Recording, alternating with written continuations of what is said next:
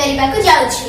ତ ଚାଲନ୍ତୁ ଆଜି ଏହି ଭିଡିଓକୁ ଆରମ୍ଭ କରିବା। ତାହା ପୂର୍ବରୁ ମୁଁ ଆପଣମାନଙ୍କୁ କହିବି ଯଦି ଆପଣମାନେ ଏ ପର୍ଯ୍ୟନ୍ତ ମୋ ଚ୍ୟାନେଲକୁ ସବସ୍କ୍ରାଇବ କରିନାହାନ୍ତି ତ ଏବେ ହିଁ କରିନିଅନ୍ତୁ, ପାଖରେ ବେଲ୍ ଆଇକନକୁ କ୍ଲିକ୍ କରିକି ଅଲ୍ ନୋଟିଫିକେସନକୁ ସିଲେକ୍ଟ କରିନିଅନ୍ତୁ। ଚାଲନ୍ତୁ ଆଜିର ଭିଡିଓକୁ आरंभ करेगा।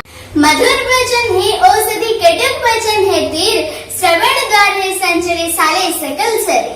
कबहु न वासी कटु वचन बोलिए मधुर से जान, जहीं तनारा आदर करे हो ये जगत कल्याण।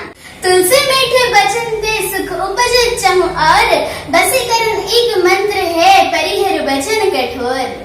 ऐसे वाणी बोलियो मन को आप अखयो, औरन को शीतल करे आप शीतल होयो। कागा का को धन हारे कोयल का को दे, मीठे शब्द सुनाए करी जग अपने करी ले।